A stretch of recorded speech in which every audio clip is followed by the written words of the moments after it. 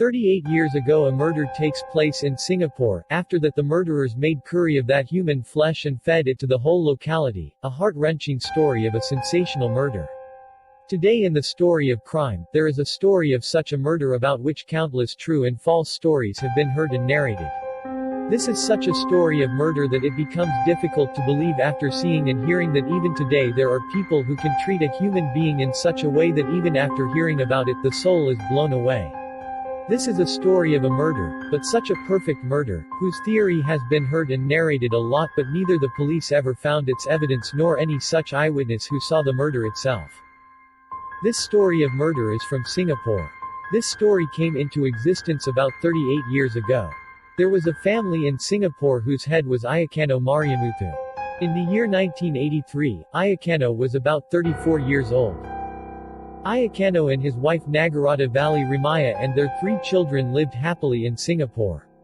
Ayakano used to work as a caretaker in the church and the household used to survive on his salary. To the complaint written in the police, Ayakano is missing for the last 6 days. Although the police wonder why the report is being written about the person who is missing since 6 days. But Nagarata tells the police that many times he goes away for a day or 2, but this time when he did not return even after waiting for 6 days, I got worried, so I want to write his missing report. The police writes up Nagarata's report. Nagarata tells the police that Ayakano had left the house after asking her to go to the casino to gamble. The police are horrified to hear of gambling in the casino, as gambling in Singapore is usually the hobby of the wealthy, as it is almost impossible for a man of modest status to gamble. In fact, it costs a lot of money, and Ayakano, according to what his wife told the police, his status was not such that he could tolerate addiction like gambling. The police then started the investigation. After enquiry, activated the network of his informers. All the newsmen were sent in all directions to find out Ayakano's picture.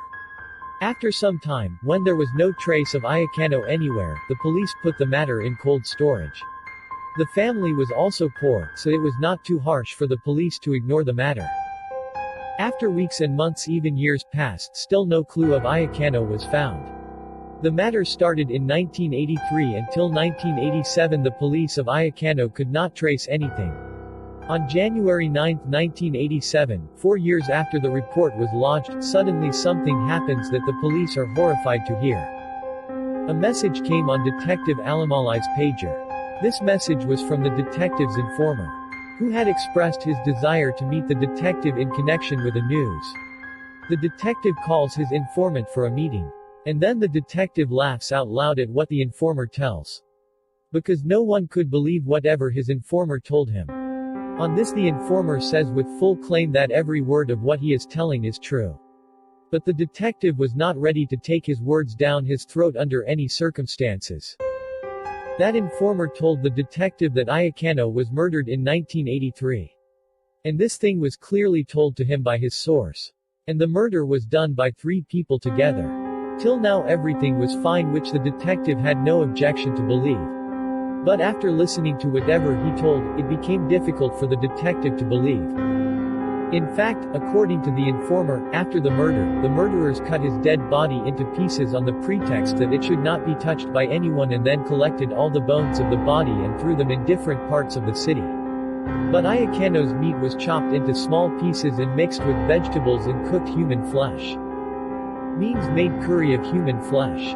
Then packed it in a packet with rice and distributed that food among all our neighbors, calling it the special dish of that day. The neighbors also ate this free food with great relish. It was evidently impossible for the detective to digest what the informer had told him. On the other hand, the informer was adamant on his point. The claim is that not a single line and not a single word of it is wrong. After listening to the informer, the detective reaches straight to the SID office in Singapore and starts narrating the informer's story to his officers there. The condition that happened to the detective after listening to the informer, the same condition happened to his officers after listening to the detective. He also refused to take this thing off his throat. But on the insistence of the detective, his officers allowed him to continue the investigation of the case in the midst of all his work. But he will have to keep giving his weekly reports to his officers. Detective Alamalai returned from his officers, but he began to understand that his officers were not interested in this story. But he was in no mood to ignore his informer now. So he gets involved in the investigation. Then that detective matched the information related to Ayakano and the things told by the informer so that the direction of the case could be correct. The first thing the detective did was to collect missing persons reports from various police stations in Singapore in December 1983.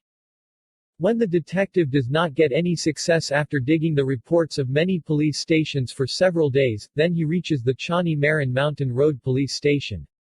On reaching there, he asks for the list of people who went missing in 1983. The detective succeeds in this police station and gets the report that Nagrata had written on the 18th of December 1983, in which she had written the missing report of her husband. The detective is shocked to see all this information in front of him as he now begins to feel that whatever his informant told him might be true.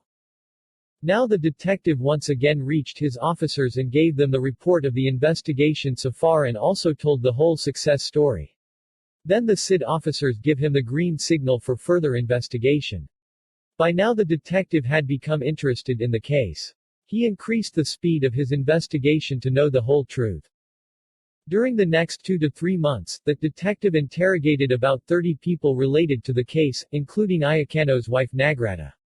After questioning everyone, the detective once again went to his officers and told them that he suspected some people in connection with this case, so they can be caught for questioning. According to the detective, Ayakano's wife Nagrata is also under suspicion, along with his 3 brothers. And also 2 people who had nothing to do with his family. The detective explains his theory to his officer as to why he suspects Ayakano's wife. According to the detective, many things of Ayakano's wife give reason to raise suspicion. Especially writing the report after 6 days after he went missing, or saying that Ayakano had gone gambling is not entirely true. But one of the most important reasons came to light was that the manager of the company through which Ayakano was working as a caretaker in the church had told that Ayakano had asked for leave on 22nd and the 23rd of December because of his family, which was also approved. Therefore, the person whose leave is already approved will not take the leave earlier under any circumstances. The detective then tells his officer that according to the informant's account of Ayakano, it appears that the meat was cooked in a curry. In such a situation, this work can be done by a butcher working in some kind of professional slaughterhouse. One who has good weapons. In such a situation, it is necessary to find out that there can be such a place where the evidence related to it can be erased by cutting human flesh easily. Quoting his investigation report, the detective says that Nagrata has 3 brothers. Apart from this, it has also been learned that Ayakano used to drink alcohol sometimes and often used to fight with his wife and beat her when he was drunk. Neighbors have also confirmed this. Now the question arises whether Ayakano was put to death because of beating his wife. The SID officers begin to see merit in the detective's story and theory. Then it was decided that the houses of all the suspects should be raided separately and searched for clues related to the murder. Although the SID had also understood that a good long time has passed since the incident, in such a situation it is almost impossible to get any clue. After getting the go-ahead from her superiors, the detectives raid 5 different locations in Singapore in the month of March.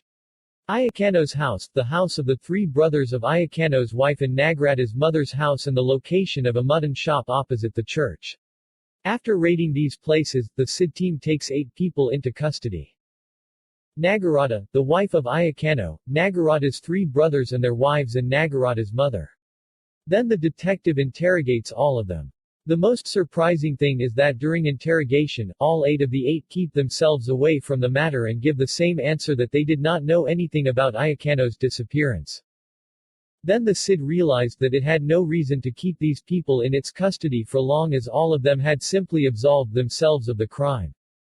Obviously, the SID did not have a single such evidence which could prove this case of murder in the court.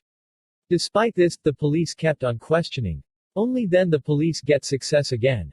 Because one of the 8 confessed to the beating and questioning of the police that the murder took place and the murder was done. The one who confessed before the SID told that Ayakano was kidnapped on December 12 itself. And after the kidnap, he was also murdered on the same day. When the detective wanted to know the reason for the murder, the confessor said that Ayacano used to beat his wife. Nagarata had told this thing to his three brothers and they too often used to get angry on Ayacano. And for the same reason, in order to take revenge, he was abducted on December 12 and then killed. And he tells the whole story of the murder. And after the murder, when the issue of disposal of the dead body arises, then the role of mutton shop starts here. In fact, all the three brothers bring big meat cutting knives from the mutton shop. And then with great satisfaction they cut his dead body into pieces, collect the bones of the body at one place, pack them in different polythene bags and throw them in different parts of the city. After that very fine pieces of its meat are made. Then it is cooked mixed with vegetables in a big pan. Then after cooking the rice, small packets were made to eat and after packing the curry and rice in it, all the neighbors had a feast. After listening to this story, the detective got a big success that the contract came in front of him but there was no proof of it. So that punishment can be given in this case in the court. Without evidence, this story will remain just a story. On the basis of this statement, the police continued to investigate for the next 4 to 5 months. And on June 6, 1987, all those accused were presented in the court for the first time. In its charge sheet, the police named Nagarata's three brothers as the main murderers while others were held guilty of destroying evidence. The court proceedings started and after hearing the arguments and story from both the sides, when the court asked for evidence, Sid's hands were empty. That is, there was no such thing that could prove that story of murder.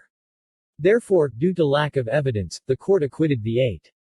But on the request of the Cid, the court later released 5 people while keeping 3 people in police custody only on the basis of suspicion. The police proceeded with the questioning of the 3 brothers who were in custody and searched the places mentioned by them, but the Cid could not find any evidence. All 3 remain in jail for the next 4 years. But to no avail. Then the court decided to release the accused from jail in 1991 on the application of the accused. The accused were acquitted but the Cid was after them. But despite the passage of 4 more years, the Cid could not find any evidence. Meanwhile, this Curry murder was very much covered in the media. But with the passage of time, people had started forgetting this story. That's why this story once again knocked in the minds of the people and in 1995, a TV channel in Singapore made a serial based on this Curry murder.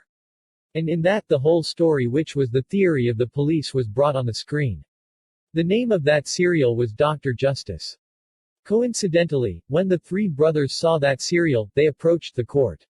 His argument was that he was being defamed through the serial whereas the court had acquitted him with dishonor and that too in the absence of evidence and clues. But the court rejected his argument and ruled in favor of the Singapore TV channel saying that the serial produced by the TV channel was based on the report published in the media.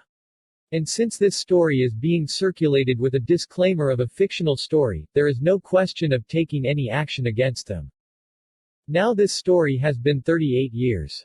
That is, this theory of the Singapore police is correct that Ayacano is not alive. Otherwise, in this time, he would have been seen returning somewhere. And the story of that informer sent on pager 35 years ago also cannot be called wrong.